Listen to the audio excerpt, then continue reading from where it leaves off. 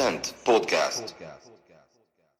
Hey everyone, Matthew here. Before we begin today's show, I just want to remind everyone of this month's sponsor, Whale Street.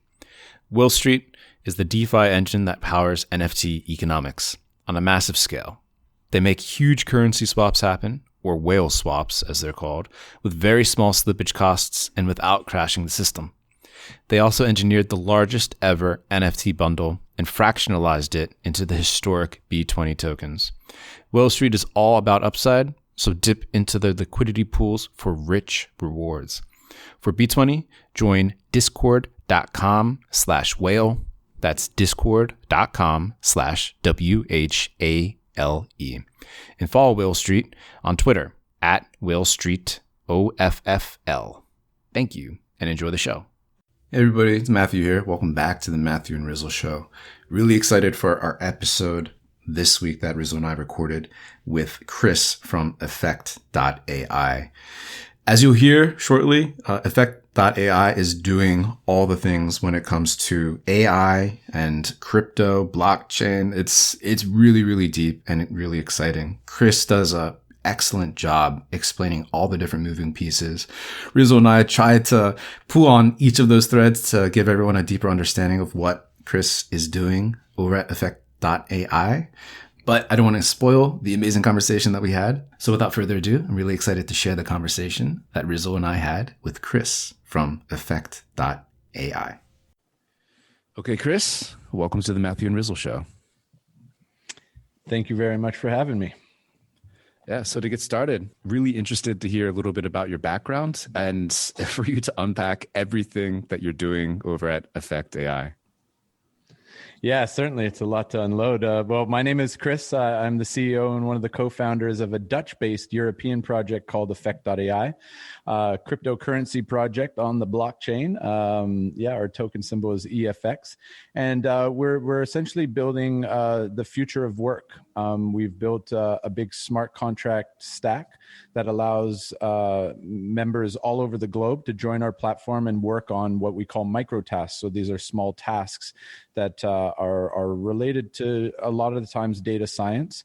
And in data science, language is very important, and so is visual stuff like images. So we do a lot of image labeling.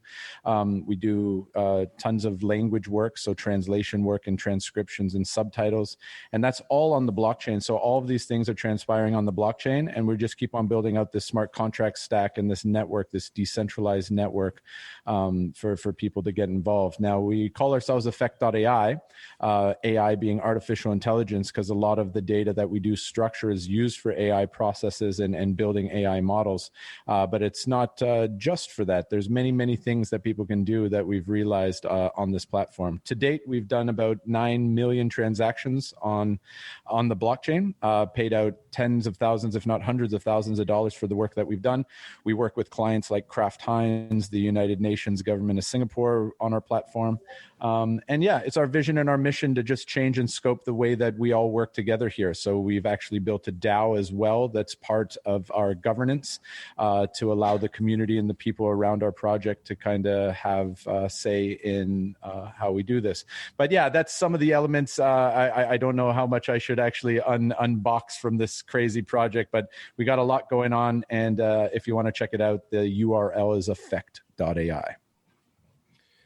Chris, I know you've done some events in the Token Smart Discord already, and our audience loves you. And that the primary focus of that has been I guess, I don't know if it's proper to call it like a side project or a spin-off project of what you're talking about now. But while we're talking like big overview and everything, I'm curious to know, like, we had a bunch of people sign up to start working on your platform already, which is how I got on this track. Where do you see like the most traction in terms of like who is using your platform the most? Like, what workers where are getting the most payouts, or, who are the power users? Yeah, this is a great question. And it's really relevant to this space because if you remember like a year ago, year and a half ago, even 2 years ago, you have DAP radar coming out and you see all of these DAPs and all of these big projects that you think have all this throughput and all this stuff going on. And turned out there was really nothing going on. People were excited about like 1,000 transactions a day. So with us, it's always been our key mission to really build usable products that people are using to earn cryptocurrencies and build these things out. And so what we have done is we've built the Effect network essentially, and you can build kind of services and dApps on top of that. And so we've produce many of these services. So we have stuff like Effect Translate that is a translation engine, a pipeline that incorporate translators from all over the world. We have about 1,500 translators, and they're all working right now today on work. They get paid well, very well. So well that we had one person buy a house last year, an apartment from Russia. So they pay very well. We have Dutch workers on there. We have people from all over the globe working as translators in about 10 different languages that we're working on. We also have a very special dApp or a project that's running on top of the Effect network called Effect Pieces. And that's kind of how we connected as well through a social initiative of collective crowdsourced art. So also on our project, on our platform, we can basically put any task up there, anything that you can imagine that a human can do digitally, we can kind of put that up there. And we like to have them very small, less than 5 minutes, even sometimes just a few seconds each. We created some simple drawing tools. We've cut up images from some popular artists in the NFT space, and we've partnered with the United Nations and World Vision, and we have refugees repainting these pieces and putting them back together again. So this is another use case of our platform and how humans can tap into it to gain and earn cryptocurrencies for jobs. We also have social media engagement campaigns, which is a beta product that we've just basically been building out the last 2 or 3 weeks. That's called Effective. So any company in the world that wants, well, it's not even company, it's really geared towards crypto and blockchain companies that we believe in. If they want to get real social media engagement, then we have actual humans and we just post links. People go in there, verify and prove that they've commented, liked, retweet, joined, or whatever that may be. Very high quality engagement from our workforce because they're vetted and they have to go through qualifiers. So that's another one that we feel is going to be absolutely huge, and feel that thousands of people can join our platform to work and earn cryptocurrencies because they're on social media anyways. So why not get paid for engaging with your favorite products and projects? That's another one. We do image labeling for automotive insurance companies. There's a lot of accidents out there, so we have bounding boxes and we're tagging and labeling different things on that. We've done Google Map images for the government of Singapore. So there's tons of different products and services, but we've built this in a way that anybody can actually build out those templates, those interfaces, and use our network and tap into this human global network of individuals to do their own thing. So it's not just for Effect.AI and the services we have, but it's really an open platform for anybody to build on. So we're looking for people to come compete against us in translations, maybe, we just want as much usage out of the token and out of the network as possible. Chris, I love your project, man. You're like, we got license plates. We do the Singapore translations, the United Nations. We're helping refugees. Dude, I love it, man. It's astounding what the scope of everything that you're doing. Man, I didn't mean to cut you off, man. If you have a question or anything, how many people you got working for you, man? Just real quick. So right now, I mean, you're going to see and I can't help but bash other projects because we're just real, right? We love bashing here. Yeah. We don't inflate our numbers. So I saw this other project who said they have 4 million users and 4 million wallets on their work platform.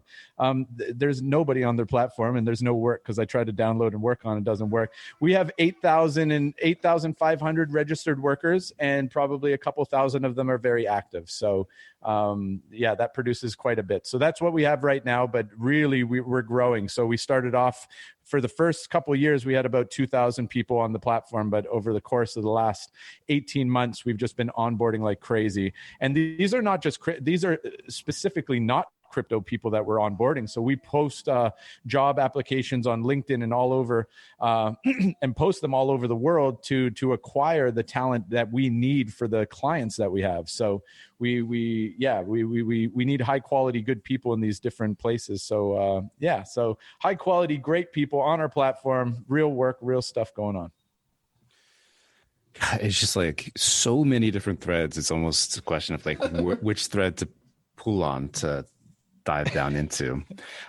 But sort of starting from the higher level, one of the things that I think is really impressive is just the combination of human and technology that you guys have going on. I mean, in order to train all these systems, you need an incredible amount of human beings to help label and categorize and structure and organize a lot of the data sets that need to go into like AI or like these machine learning algorithms, right?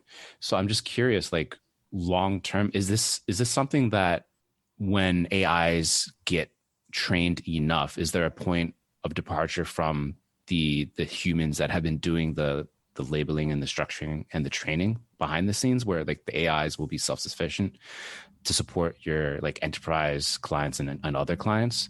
Or is this something where, based on your experience, you think that like there's always going to have to be this human connection in terms of training and data structuring and stuff heading forward for this sort of approach?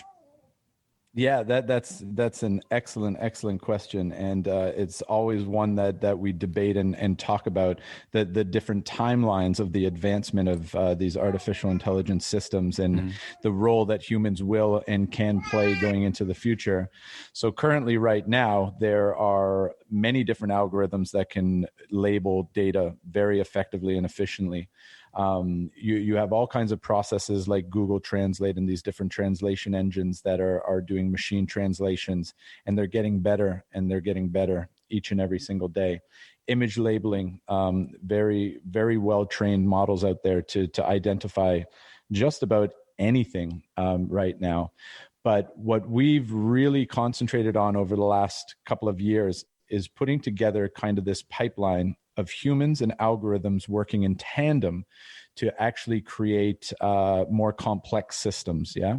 So that's how we're working right now. And we really feel that humans have a role here for many, many, many years, if not many decades, where they will be working in tandem, just like on the conveyor belts in the fourth industrial revolution, the upgrades of these machineries until they completely automated and took over. We feel the same is very, very true for AI. I think it's still going to be a long process and many years before AI is doing most of the work. But that said, that's always up for debate, and it's fun to watch the advancement of these systems. But yeah, humans definitely will play a role in many different things. Like take translation for instance. We really thought twice about stepping into this space. It's a $49 billion a year industry, the translation market. And it's full of competition. And we thought, is there any way that we can do this better? And like in a microtasking way, doing what the algorithms are doing for like Google Translate, we said, how can we kind of have the humans doing the same thing as validators, just this human in that model, like a human in the loop of that, of those models. And I think that's where humans are going to play the most vital roles. And they are right now, is just being that human in the loop of the process. So just validating and verifying that the machines are doing what they're supposed to be doing. And if they're not, then just resubmitting that information to be tagged and labeled by humans, or just trying to fix that model. So the human in the loop model will be something that's around for at least the next decade. So yeah, it will come. The time will come where AI just takes over almost everything that humans do. And that might not be a horrible thing. Maybe we can learn to love each other a bit better and, do things a little bit more consciously when they're doing all of this repetitive work that makes a lot of people crazy. We can get more creative and have a bit more fun. But yeah, it's a fun question that we get to talk about all the time, because we're really at the forefront of how work is changing with these systems. So yeah. Dude, you've made the comparison before, and it's the easiest way for me to think of it for people who are familiar with Amazon Mechanical Turk and their like micro tasks. And this is I'm not trying to like trivialize it, but like somewhat of like a crypto, like decentralized version of that, that's like more accessible to people around the world. And I'm just wondering, man, like how did you see what like Amazon was doing and were like, I can, make a better mousetrap, or did you have some like, unrelated or related background to like artificial intelligence? I guess like what I'm trying to get is like, what the hell were you doing before this, man, that like got you to this point? Yeah. So my background, I'm a professional kickboxer. So that's basically my background, which gives me all the credentials necessary for building a decentralized network for artificial intelligence, of course. It makes sense. It all makes sense. Yeah. No, I have a various background as a serial entrepreneur. Since I was a little kid, I was building little businesses here and there, and I have been all over the world. And one of my previous lives, I was a kickboxer in Thailand, fighting Thai guys and getting hurt and giving some hurt as well. But one of my students in Thailand actually owned a digital agency in Amsterdam. And one time I was visiting, I met with him, had some drinks with him and his boys. And his boys are heavy into artificial intelligence and big time users of Amazon's Mechanical Turk. So they structured all of their data sets with MTurk. And as I got to know these guys a little bit better, we started philosophizing these different ideas of how to incorporate, AI systems, if it was ever possible to create some kind of a framework on the blockchain to create an open and transparent, democratized artificial intelligence development network. And these guys are so smart. They started writing technical white papers and figuring out how to do this. And what's funny that you mentioned Mechanical Turk. If you look back at the beginning of our project, the name of this project was Effect Mechanical Turk. So we were doing exactly that, because once I started studying exactly what Mechanical Turk was, because these boys obviously knew it inside out, I started finding out about all of these social parts of that platform and how horribly Amazon and Peanut Head Jeff Bezos had done with this platform. So we really went after them on that kind of a message, saying like, this is a very unfair marketplace. There are labor warehouses of children doing these micro tasks, and we need to make sure that this is open, transparent, verifiable, that stuff isn't going on, and be responsible to make it workers first, not clients first. We believe that if you look after the workers, the people that are participating in working for the clients that you have, that'll result in great work. Not the other way around, where Jeff Bezos and Amazon's talking about customer first. I think it's a recipe for a disgusting imbalance in the universe. So that was really where the passion of this project came from, and we're still very much on that passion roadmap. We are in blockchain and in this project for all the right reasons, banking the unbanked, all of these things that everybody used to say before the big profits were somewhere there.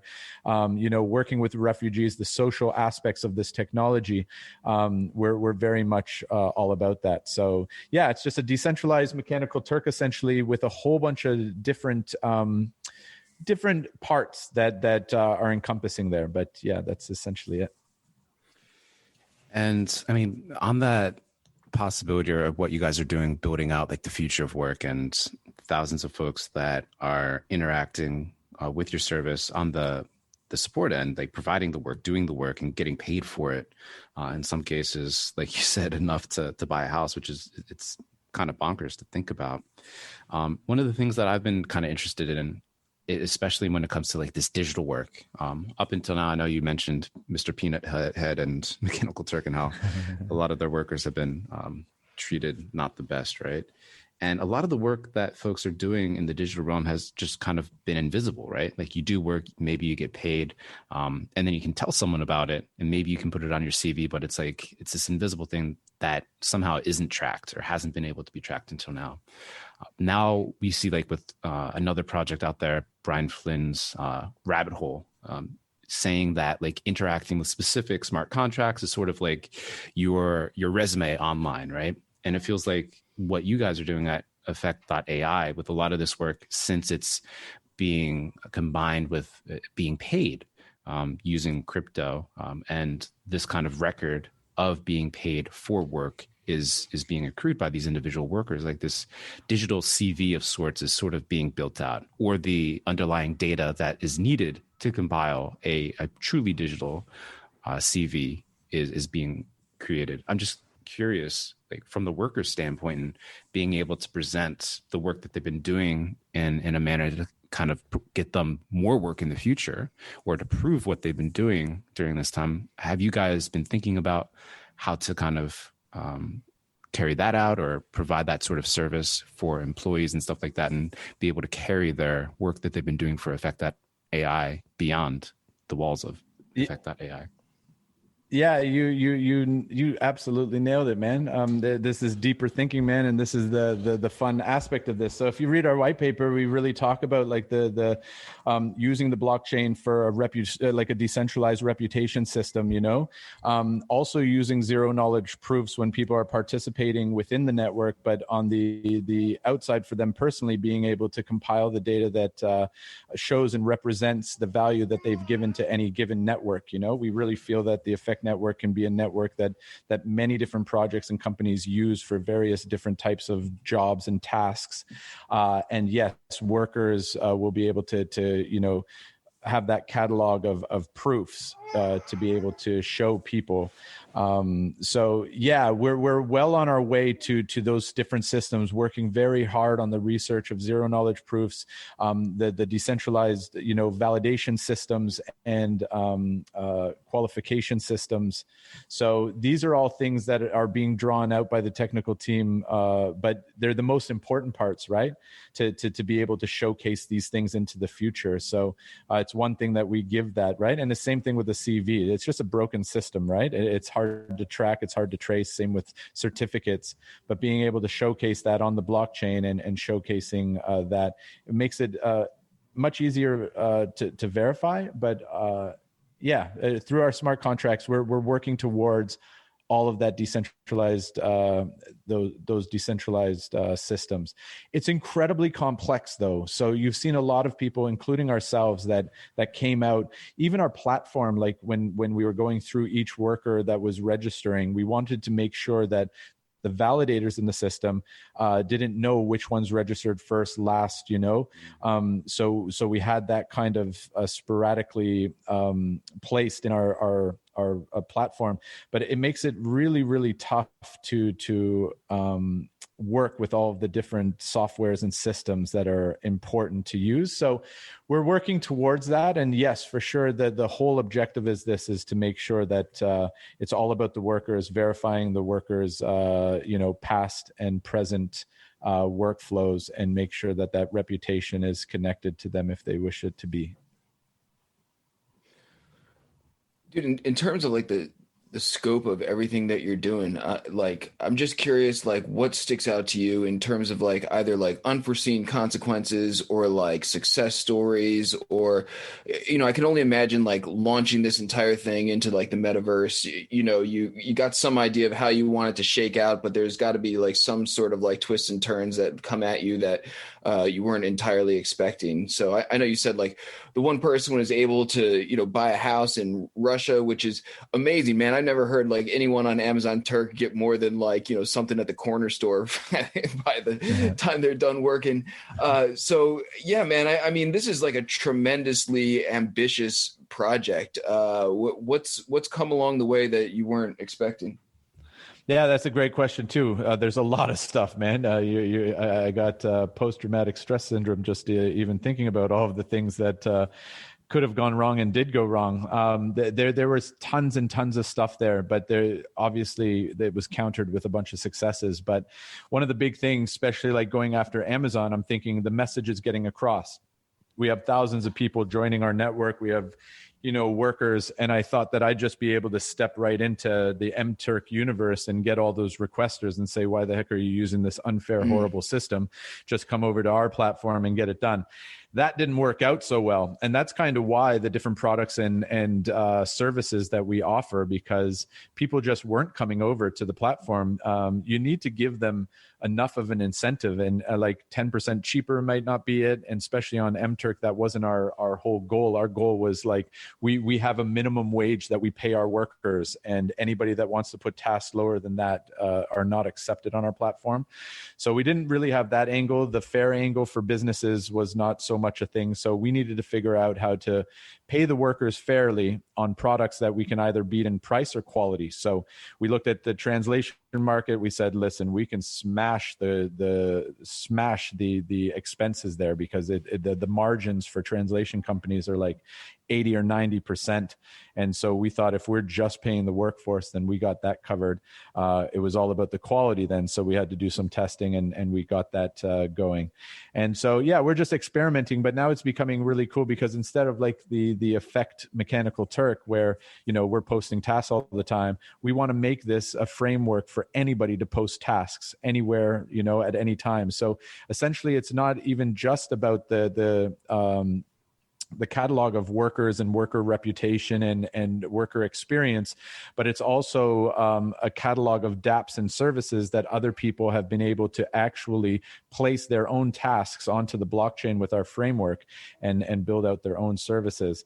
But yeah, along the way, to answer the question, my goodness, man, you know, we raised some funds, we lost some funds, we've gone through, you know, some people on the team.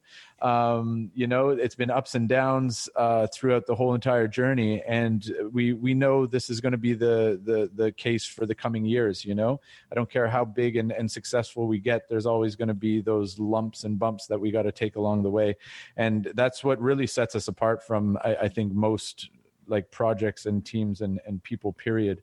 The guys that I work with, the crew that we have at Effect.AI, these guys can take lumps and bumps better than any Muay Thai kickboxer in the world.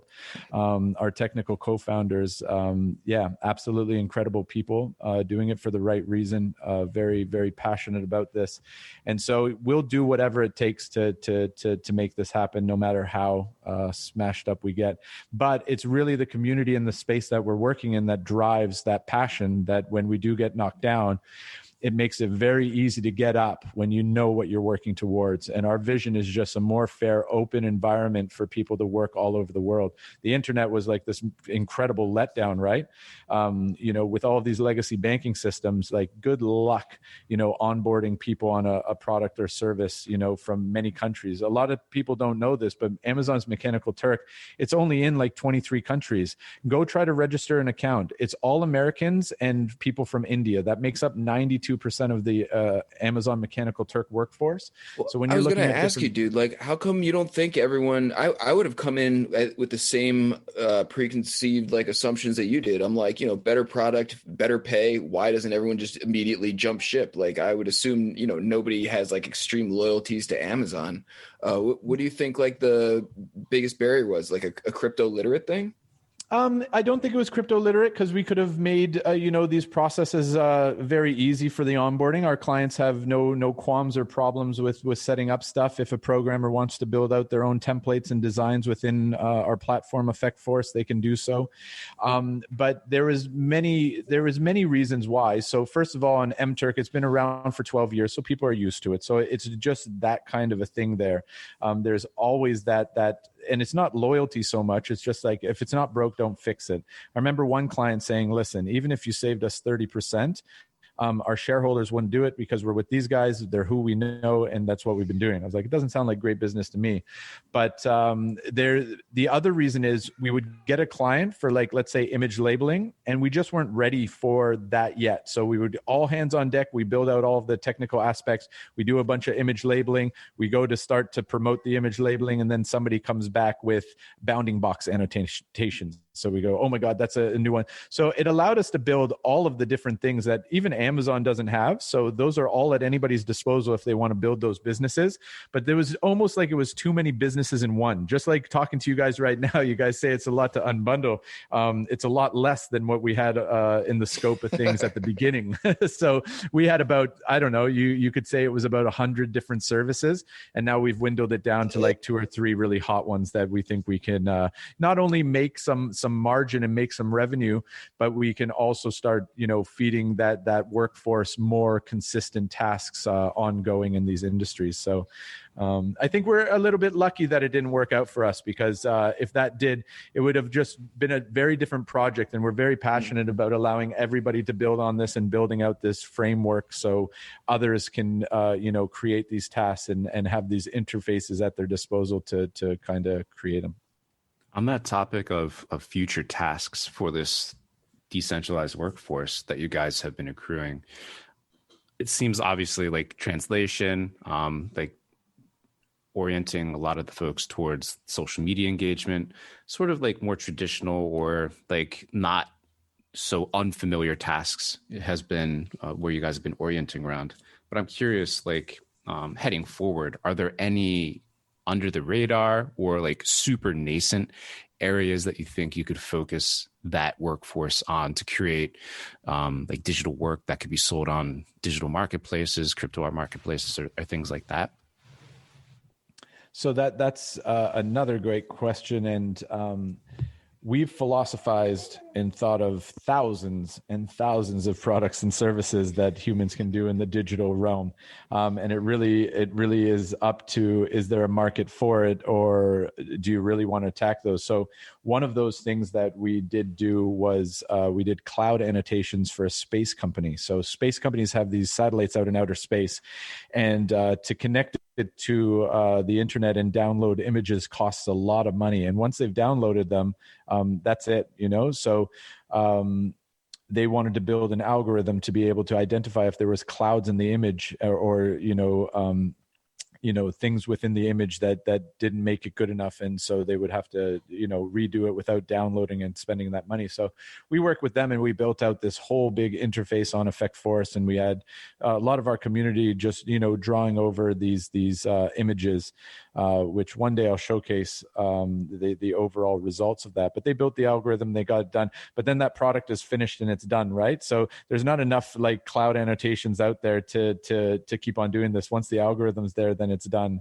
But we have all kinds of different ideas. But where this is really neat, wherever others think that they can build something is what we're really attracted to. So I had a couple of calls this week, people saying, wait a minute, didn't realize this is what you guys were doing. Can I do an image labeling project to be able to structure data and put it on the Ocean protocol? So the guys over at Ocean, I know them well, Trent and all of those boys, I know very well. And we thought, of course, we talked about it 2 years ago, me and Trent over beers in Amsterdam, saying, like the data cleaning, what we offer is an essential step to data sets and making high quality training data sets. So if you have even just one data set and want to place that in and have that enhanced and have those labels, structured even better for more of a high quality, then something like Ocean is beautiful. You buy a data set, and then you can restructure it, create more value, create more insights, and then place that up for a higher value. So there's certainly things like that are very attractive for different individuals and possibilities for the future.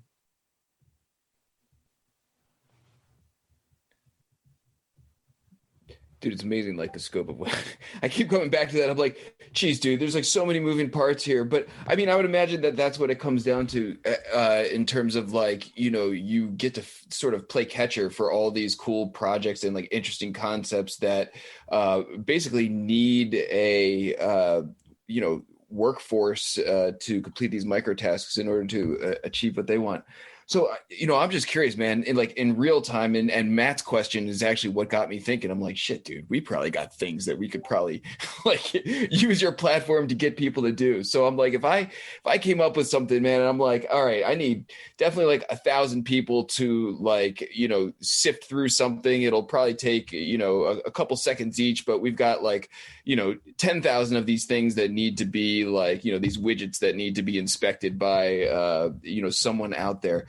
Like what's like the low effort way to get rolled up onto your platform and get some help from some of the people who are working on it? Yeah, that's an excellent question too. So we've made it very easy throughout the whole entire process, and depending on who you are and what you're about. So obviously with a client like Kraft Heinz, we do translations of millions of words for these guys, millions upon millions. They don't care how it works. They want to send us that data. They want to send us those documents. They want to send us those videos that we're doing subtitles on, and they want to retrieve the results. So we have like those DApps that I spoke about. You can basically just put in your document, and it's just a website, Effect Translate. You put in your document, you get it back. So it doesn't matter about like how that's actually happening. When you pay for it, what we do is we put that into our little trading algorithm, and that goes and buys the EFX at the best price that we can find across our exchanges. And then we dump that into the platform to pay the workers. So that's how we do it in like an automated and kind of an easy for just clients. Alternatively, you can buy up the EFX token yourself, and you can go and you can build your own little interface and tap into Effect Force. So that's just going right into the human workplace. You could curate your own workforce. So let's say you're looking for only Spanish speakers, or you're looking for only people over the age of 40, or you're looking for absolutely anybody. You can go in there, curate the workforce. You can build out your tasks. So we make it very easy for you just to build out the instructions. You say, these are it. We have generic templates, and we have a whole bunch of other templates that you can use. So if it's specific to image labeling or audio transcription or anything like that, then you can build that out. You can use that template, and it's already there. If you can write code, then you can build your own thing. Like any Amazon Mechanical Turk template, you can just copy over into our system, and then you can do that. You can set the EFX rate yourself and attach your wallet to be the client or the requester.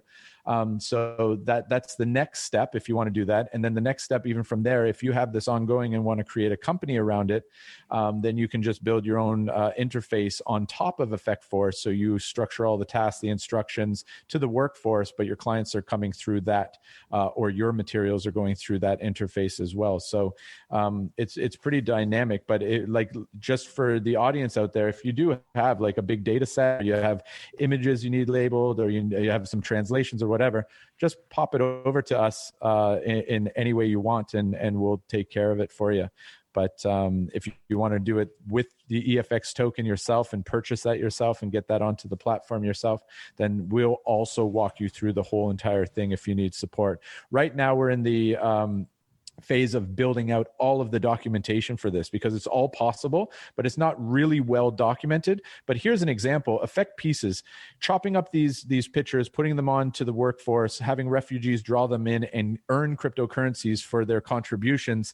That was built by a totally separate team than our team. You know, it was something I wanted to build myself. I asked my tech team, I said, listen, I need to build this. And they said, Chris, you need to bugger off with all of your ideas because we don't have time. I was like, well, I'm finding somebody else. And I legitimately found a random team of guys that I didn't know. I asked about their expertise, and they built this in a couple of weeks. So Effect Pieces and everything that's transpiring there was built in a couple of weeks on our platform. And you can think about a product and service like that. When we start pitching this to Coca-Cola and other people to be able to get their logos crowdsourced and put that up for auction for charity, it's a pretty tangible and pretty interesting concept if you want to pour a bunch of time into promoting and making that big. So yeah, so that's how easy it is. Like a couple of weeks for a simple service, as long as you know what you're doing and you're willing to go out there and get clients, you can really start your own, decentralized service right on top of our network. That's fascinating, man. I did sign up for an account after your presentation on Monday, and I'm excited to sort of tinker around a little bit. Yeah. So just to mention that, so we saw you register in there. We had a lot of registrations, by the way, since promoting this on Token Smart. But so what we're going to do for you, because people can register without an account. So this is really, really important, because blockchain's a bit bulky and stuff like that. And people can start working on our platform for credits, right? And then they can attach a wallet after, once they've seen some tutorials or we've helped them out. But what we're going to do with you and the other member of Token Smart that won the EFX, we're going to make an account for you, like an EOS account, an EOS wallet. So don't worry about making one if you haven't already made one. And we're just going to attach it to your account. So you're like fully up and running. You actually have the cryptocurrencies, and we'll make sure that you're able to reset your private keys. Cause on EOS, it's a bit, it's done a bit different. So it's pretty interesting. So if you need help with that, we can figure that out, but we'll make an account so you can start earning really effects. You can put that onto exchanges, do whatever you want with it, and make that happen. Dude, I know I gave you a hard time about being on EOS, and for real, no judgment, because I understand completely that you need solutions that allow you to make like really low cost, high volume of transactions and everything. But I know you had mentioned that you had some concerns over like the viability of the EOS blockchain, and just interested to hear your thoughts on the pros and cons of that, whether or not that's like your long-term solution, or if you're going to eventually switch to a different blockchain or like a layer 2 ETH solution, or just sort of like, curious to pick your brain about your blockchain philosophy based on what you've experienced so far. Yeah, that's also a great question. So when we started off, we looked at all of the different blockchain projects that were out there, and really try to make an educated choice on what could potentially be the future. We actually flew out to Shanghai and met with Dai Hung Fei and the whole team over at Neo after we kind of released our white paper, and they were really interested on having us on board. We looked into the code and the different developer tools that were on the Neo side of things, and they weren't too good, but we knew we could add value there and build them. So we built all of the developer tools for Neo, but then it just didn't work out for us. There was many times where the blockchain shut down, like it stopped. So that's not good, and definitely not good for business. And it just wasn't going the direction that we wanted. And we've always claimed from the beginning, we're blockchain agnostic. We just need the technology that works for our clients. We're not thinking about tribalism. We're not thinking about anything other than what works for our technology. So we were invited to the EOS Hackathon in London, my two technical founders and myself. And it was absolutely eye-opening and absolutely incredible to be a part of such a huge event. There was 700 participants, and we looked at this as being a good potential. It was free on the resource side, so we could do transactions for free, and it just seemed to work, and it seemed to be going in the right direction. So we migrated there. It was a pretty big deal to make that happen, but we made it happen. And so it works great. The EOS blockchain works incredible. For the needs that we want to have all transactions, hundreds of thousands of transactions on chain, half-second block times. It's fantastic. The problem is the community has kind of dissipated into not very much other than block producers. And these block producers are really playing a zero-sum game with trying to earn EOS for producing blocks. And what it was really supposed to be about is these block producers get voted in, and to get voted in, they need to produce stuff for the community, right? And so that's what we love the most about it, but it just doesn't work right. So some of the biggest exchanges are out there voting themselves in, voting their friends in, and now there's not really much being built. So I really feel it's a broken system. Dan Larimer, the creator of EOS and BitShares and Steemit, he's recently left Block One, the organization behind. So yeah, that was the needle that broke the camel's back. When he left, it was like, all right, you see what we see, right? So let's cut all the bullshit. Things are not so pretty over here, and nothing's being developed, and we are having to develop all of our own tools. And we want to participate in an ecosystem of people that are building out the future of decentralized systems, and there was nobody to play with there. It really harms us on attention as well. The second that I talk to like Ivan on Tech or somebody like this, privately, and say, yeah, we're building on EOS, and they're like, oh, well, why EOS, and anybody I talk to, it's the same issue and the problem. It's like, we're just not over there. Now there's no fees, right? So like right now there's $50 gas fees on ETH. Ethereum's much better, but this is the whole MTurk thing, right? It's first mover advantage. People are on ETH, and that's where they're going to stay. And that's the clear-cut winner, because it has the developers, it has the community, and it has the first mover advantage. But there are big up-and-comers. You can see with MySpace and Facebook, there are things that can be taken over. And we believe there's some blockchains out there that can be the one. So we're always actively looking into the solutions. Obviously, it's hard to build a whole new smart contract stack, but yeah, obviously the Ethereum ecosystem is very attractive to us. The second layer solutions are plentiful, and there's a lot that work great. And we've had calls with a lot of these people, and we've also had calls with a bunch of other blockchains. We're in the space. We know a lot of people. So we've talked to Elrond and all of these other things that are coming up, and always just keeping our eye out. We're keeping an eye out. So we're happy with how the blockchain we're on is going, but we're exploring where there's a community that we may be able to fit into better, and play ball with the bigger players, because we legitimately feel that we should be at the top of this mountain, when it comes to projects. And being on EOS, we just lose that a little bit.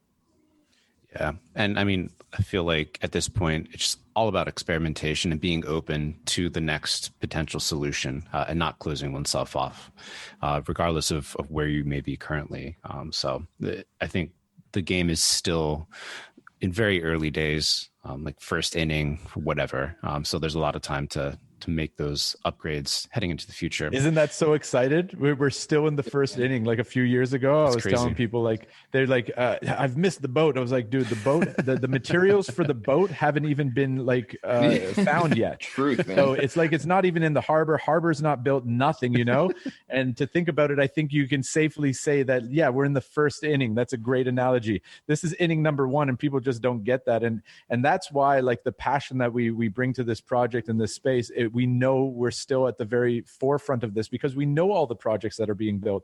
We know the blockchains. We know the people behind them. We know that it's still in the early days, and we're just so excited to play in that ballpark. So yeah, fun times, man. Yeah, totally. And sort of like the last question I wanted to kind of toss out there. I know we're getting crunched for time at this point, and this has been an awesome chat.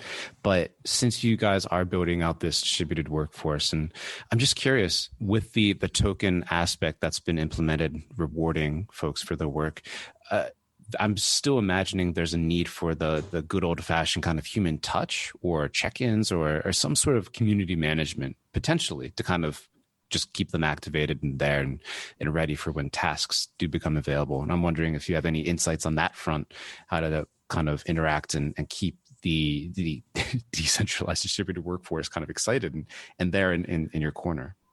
Yeah. Wow. Okay. Really great question, and really important. And there's not much emphasis on this, and I'm not asked about it, but I am so incredibly involved with all of the workers. So all of them, every single one of them. So what I do is every week, all of the translators that are working on the high level stuff, I get on a call with all of them. I'm talking hundreds on a call. I talk to them. I let them know exactly what's up. I let them know about stuff. I give out bonuses with the refugees. I get on calls. I was on yesterday with all of the refugees that are doing the paintings, letting them know what's up, letting them know that I'm coming with a bag full of computers for them after these auctions get off, updating them on stuff like that. So I'm in the community all of the time. I'm in Discord with all of the workers. And we also have one of our American counterparts, which, funny enough, I didn't mention her, but Rochelle, she's our chief talent officer. She is a master MTurk worker, and she's been working on all kinds of different platforms, microtasking platforms in the past. She has helped us greatly build out these systems and build out the worker relations. And like I said, it's worker first, not client first. So if we engage the workers, communicate with them greatly, treat them well, and pay them well, the results are going to be huge. So that's what we emphasize on. And yeah, I'm like, I would say 60% of my time is just worker related with Rochelle, who's 100% of her time. She doesn't even sleep anymore because of all the different time zones and workers. So that's that's how I engage with them. I want to be able to do that even when we get up into the millions. Hopefully the bandwidth of the internet will allow me to speak to millions all at the same time that are working on the platform. But that's where my greatest passion is, hearing about these people, seeing these people, people, communicating with these people, and allowing them to jump on and gather these opportunities that we're building, and continue to try to partner with people that can give them viable means of opportunity too. So we're partnered with Ivan on Tech with his Ivan on Tech Academy for all of our refugees and all of our workers in our opportunity hubs. So like we're going to Africa with Acon. That's another thing we're doing. So these opportunity hubs that we're doing in Africa with Acon, Ivan's involved there, and everybody that participates get access to his academy and all of this teaching to kind of hopefully allow them to be able to leapfrog a bunch of other people in the world that are tied up at jobs or doing whatever, So it's the workforce first, and that's how we engage with them. We have all kinds of different systems within the platform. So gamification is on Effect Force. So we have leaderboards and badges, notifications, and all of this stuff to keep them engaged on the platform, but also off the platform. I'm always there, and so is my team, and so is the community. So many of the people that join the community as workers or whatever start to join our community. They get involved in our DAO. They start to vote, and they talk about different things like allocations to allow other workers and refugees into our DAO. So the worker side of thing in the community is really the biggest part for me. Chris, before we wrap up, man, one of the questions we always like to ask everybody who comes on the show is just curious to pick their crypto wallets and see what kind of other things people are collecting or tinkering with on the side that are like totally unrelated or outside of their current projects. Yeah, that's a personal question, man. No, I'm kidding. Yeah, man. This is the shakedown part of the podcast. Some of my holdings are actually a little bit private. No, okay. So I like the private decentralized messaging team, Loki, who rebranded to Oxen. So they're a Monero fork. And have a private messaging app, which I think that's a great technical team and really smart guys. So I hold some Loki. I hold a few of the coins in the top 10. I've been holding them for the last couple of years. So finally something's paying off there. So yeah, I don't own any XRP. Never have, never will. And fuck XRP. Yes, I agree. Fuck XRP. That whole project. What else do I got here? That's a good question, man. I'm not. You want to know legitimately what I've been buying? Like legitimately what I've been buying with all of my extra cash over the last little while. And it's no joke because most projects and most teams are selling you tokens. Yeah. Don't be fooled. When you go onto the exchange, they are selling you their tokens. They're not buying. So not only are we buying for our clients, but I'm also personally buying. I'm personally buying into this token often. And so is the founding team members. We also pay our employees partially in the EFX token. So they're hodling hard and believe in this project as well. So yeah, not to show my own stuff, but I'm buying a lot of EFX. I really feel that we're a page one project. Hashtag page one 2021. What else do I got? Hold on. I want to give you so obviously I've collected my 32 ETH that I haven't staked yet. But I have those guys that are doing very, very nicely right now. Any NFTs sitting in there anywhere? I got some NFTs from Decentraland and I took part in a whole bunch of stuff there. I have the biggest bid on one of our pieces on Super Rare right now. I want the number one piece, so hopefully I don't get overbid there in the next couple of weeks. Man, I got some Zcash and Monero and stuff like that. What else do I got? Do I got anything interesting to say? I don't know. I don't follow it too much. Being my own project, I'm missing a lot of these different projects. I have great hope and thoughts about Uniswap and especially Sushi Swap being like for the community, by the community. I know it wasn't at first, but I would say watch out for that project. What I'm learning and researching from Uniswap is absolutely incredible. But I'm here to support all the decentralized projects, man, and like the real good tech teams that are building out the future of this stuff. And that's the only stuff that I will be buying up. And I'm not short term. I will never sell my Bitcoin. It goes to my daughter when she's 18, and that's about 15 years away. I'm not selling my ETH. Like, it's long-term game. Anything that I purchase, I'm not a trader anymore. I do not do trades. I put it in the piggy bank because we are in the first inning. I want to maybe play around in the seventh inning stretch. You know what I'm saying? So quite some time before that. But yeah, I hold, it's funny, I hold actually a lot of stuff. I don't even know some of the stuff. I have to go back like 3 years. I should actually clean it up and get it into the things that I believe in, because some of the things are gone. But I've been so busy that I haven't been doing anything but buying things that I'm interested in. So sorry for the lack of the answer, man. I should have, yeah, man, I'm going to remember all of my like secret special tokens that I could have pumped on the podcast. But I didn't remember. But yeah.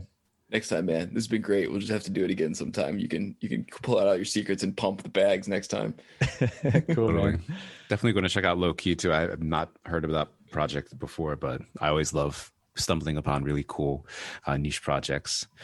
And real quick, before we wrap up, I just want to make sure give you the opportunity to let folks know where they should be following Effect.AI, any upcoming initiatives they should be aware of. Just let the folks know before we sign off. Yeah, all the usual places, Discord, Telegram, you can hit me up in there. Certainly Twitter to keep up to date on stuff, register, subscribe, and click the bell on YouTube. Yeah, all the usual places, man. And yeah, the social initiative for the refugees. If you know a rich uncle that wants to get into digital art, get him to post some Ethereum. We're looking at a few Ethereum per piece, and we're sitting at about 1 per piece right now. So tell your rich uncles to jump onto Super Rare, go to Effect Pieces, and help some refugees out. There we go. Well, Chris, it was a fascinating conversation. I can't wait to re-listen to this personally. There's so much that we talked about, and so much for people to kind of dive into. So thank you again for being so generous with your time, and keep on creating. Yes, awesome. I appreciate you guys very, very, very much. And we'll be on your show whenever you request. And I promise to be on time next time. All good, brother. Cool. Thank you. Thanks, Chris. It's great, dude. Thank you so much. Hey everyone, Matthew here. Thank you for listening to today's show. I just want to remind everyone of this month's sponsor, Whale Street. Whale Street is the DeFi engine that powers NFT economics on a massive scale. They make huge currency swaps happen, or whale swaps as they're called, with very small slippage costs and without crashing the system. They also engineered the largest ever NFT bundle and fractionalized it into the historic B20 tokens. Whale Street is all about upside, so dip into the liquidity pools for rich rewards. For B20, join discord.com/whale. That's discord.com/WHALE. And follow Whale Street on Twitter @WhaleStreetOFFL. Thank you, and see you next episode.